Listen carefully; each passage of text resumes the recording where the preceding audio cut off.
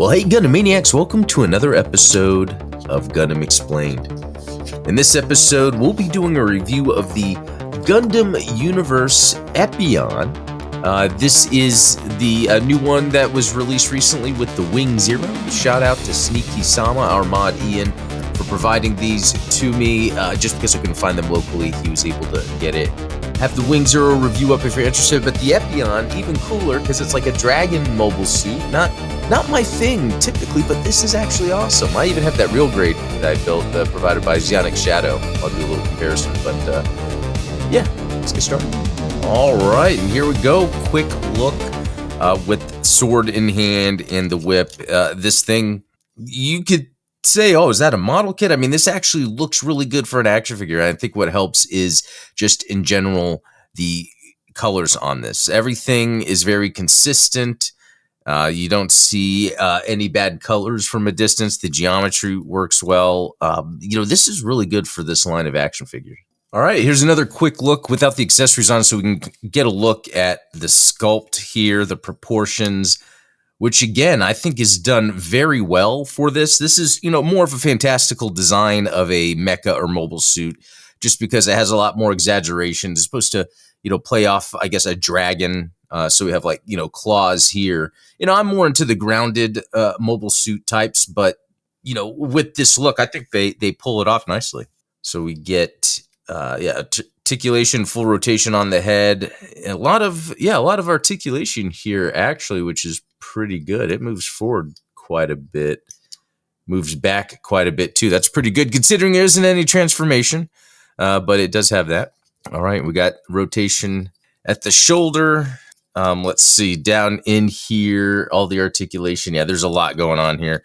It's pretty good. I mean, the way you can move the arms around. Let's see, can't get 90, but can get close. There is a little bit of blockage there, but that's fine. It's still a lot. And the hand just came off. All right. And then, even at the bicep, we got the shoulder moving up, but the bicep also has articulation there. Everything you'd expect.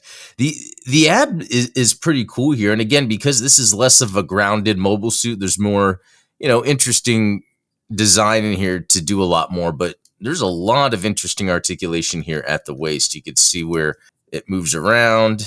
You can get some pretty good dynamic poses here, so that's done well.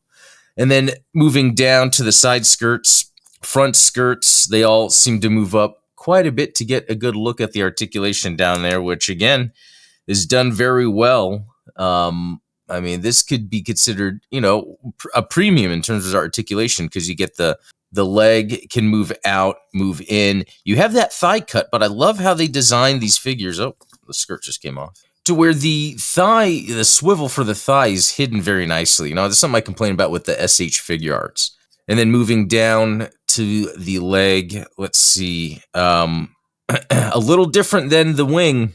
We have part of the leg here that hits the upper part of the leg, so you actually can't get the full rotation, but you can still get the leg going up pretty high, higher than you need to. So that's a lot of articulation there. So we're seeing a lot of interesting range and dynamic poses that you can pull off with this. I'm pretty impressed.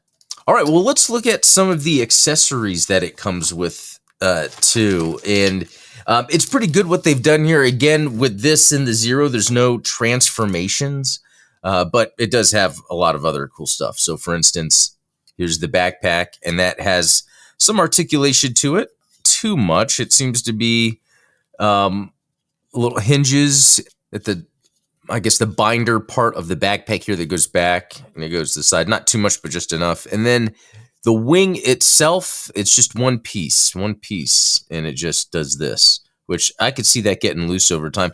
But, not a big deal. Like, I just love looking at, like, the plastic, even the maroon red plastic that's in here has, like, this slight metallic sheen to it. It might be hard. Oh no, you can kind of see it on there.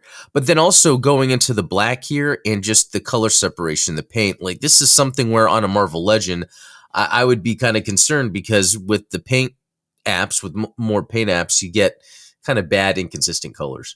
And actually, real quick, this is the closest Marvel Legends I had to me. This is a Spider-Man from, I think, No Way Home. It's like that final suit. Just some things real quick I could show is, the way they do the articulation here with the upper leg. One, you can't get it out unless you pull it down. Then you can't get it out all the way. And it just looks weird. There's the gappage there and everything. But that's not the main deal. There's, for instance, like you see the paint on here, that the paint could be chipping off because the hinge part of that's put in here is maybe really all blue. Even, and it might be hard to see, but even around the eyes of Spider-Man, it's like the black paint is not fully on, which again, it's just little stuff. Like you can see like the black, some of the black paint off on the side. Again, there's something to how the Gundam Universe figures are designed where that color separation is nearly non-existent. Could it be because most of the pieces, when they were painted, through the process, they're like separated from other pieces, so you don't have to worry about that? I don't really know what it is, but it's what helps give these overall a good, clean, nice look. All right, now back to accessories. I was just talking about the color separation, but yeah, even and it doesn't move, but there's even the gray as opposed to the black here on the backpack.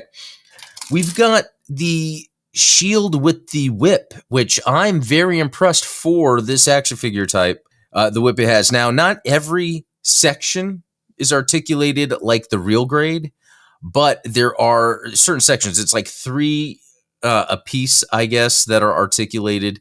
As you can see, it goes down here to the base of this, which then has a ball joint to plug into the side of the arm here. And that works really well. Even with the limited articulation that's in the whip, you kind of don't see it that way. It looks like it has a lot of articulation. And for the points to which the articulation is at, it gives you the ability to do nice, curved, consistent look. All right, let's plug the backpack in on the back. It's got the 2 little ports here to plug it in. Yeah, and that fits in nicely. You're not going to worry about it coming off or breaking off. All right, and we've got this sword, the green sword. It might be hard to see on camera here. Maybe I have to move it closer. Yeah, but yeah, there we go.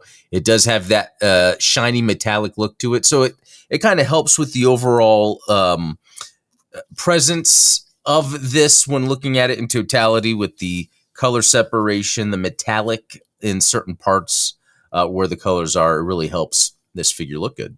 And then if not wielding the sword, there is the ability to have it kind of plugged in on the side here. Now, one thing that this is missing, and actually that could be an easy modification or add-on, is there's normally a cable from the sword to the side here that would plug in. That didn't come with this release.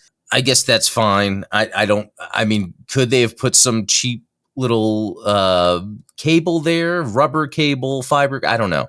But that seems like something that's easy to do. But all in all, this gets a really cool appearance with all the accessories included.